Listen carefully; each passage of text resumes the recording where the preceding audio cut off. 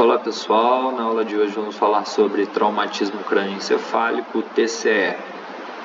Então a lesão cerebral ela pode ser dividida em primária, que é causada pelo trauma, pela lesão em si, e secundária, que é causada por hipóxia, hipoperfusão cerebral, hipotermia ou hipoglicemia. Então a ausência de oxigênio, a ausência de fluxo de sangue, a diminuição da temperatura corporal e a diminuição da taxa de glicose sanguínea podem causar uma lesão secundária que chamamos cerebral que chamamos secundária. Já o trauma ou AVE, uma hemorragia ou um edema no crânio, no encéfalo na verdade, poderia causar uma lesão primária. A lesão cerebral, então, ela pode ser traumática ou não traumática. Um exemplo de lesão traumática, lesão primária traumática, seria o trauma contuso ou penetrante, então uma pancada na cabeça ou uma penetração, um tiro, algo do tipo.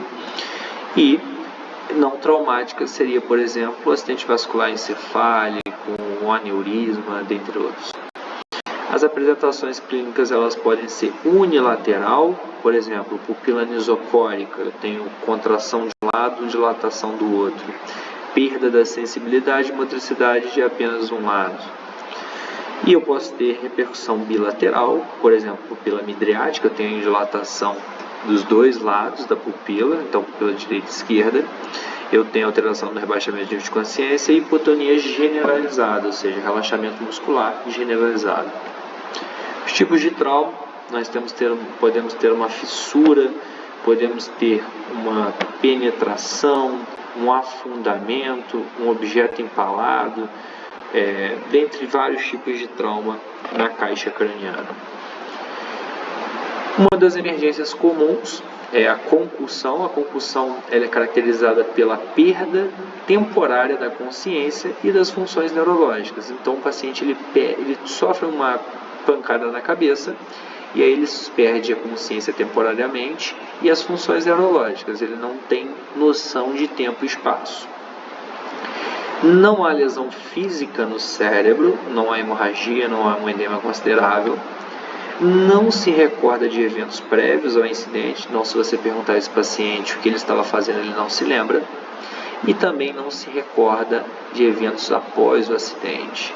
Então, muitas das vezes se passaram 24 horas, você pergunta a esse paciente o que aconteceu.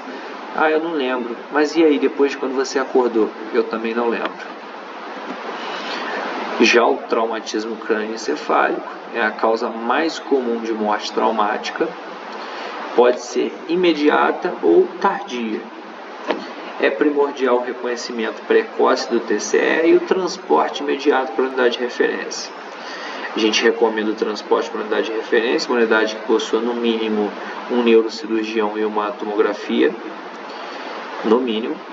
E é importantíssimo que os socorristas saibam manter o ABC da vida, que seria uma boa via aérea, uma boa ventilação e uma boa circulação.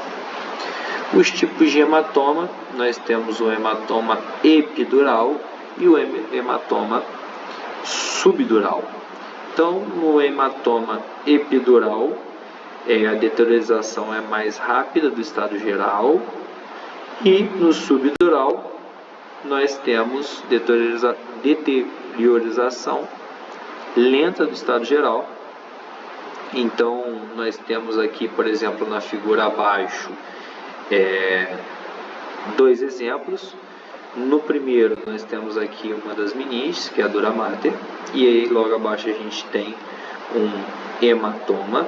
Esse hematoma aqui é o que nós chamamos de subdural, e este outro hematoma, por exemplo, é o hematoma que chamamos de epidural.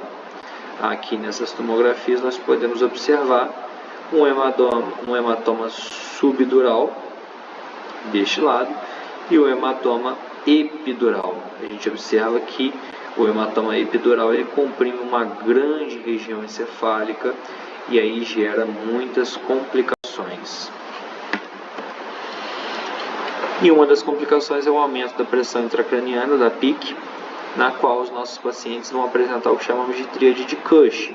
A tríade de Cushing, isso é importantíssimo, o paciente vai apresentar hipertensão arterial, então eu vou aferir a pressão dele vai estar muito alta. Bradicardia, eu vou verificar a frequência cardíaca vai estar diminuída. E respiração anormal, ele vai apresentar um padrão anormal de respiração. Tudo isso porque há uma compressão lá do centro respiratório e alteração no padrão respiratório desse paciente. Sinais e sintomas normalmente do aumento da pressão intracraniana, dor de cabeça, se o paciente vier consciente ele vai queixar, náuseas, vômitos em jatos, alteração do nível de consciência com certeza e sonolência.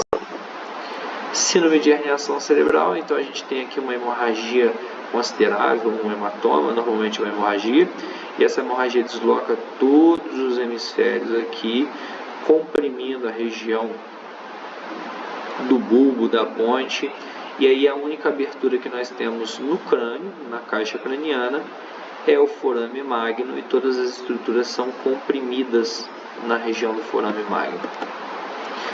Nas fraturas de base de crânio, nós podemos encontrar equimose periorbital, que seria esse arroxeado na região dos olhos, lateral aos olhos, né, região periorbital, que chamamos de olhos de guaxinim. E o sinal de Bataille, o sinal de Bethel, que é uma equimose atrás da orelha do paciente.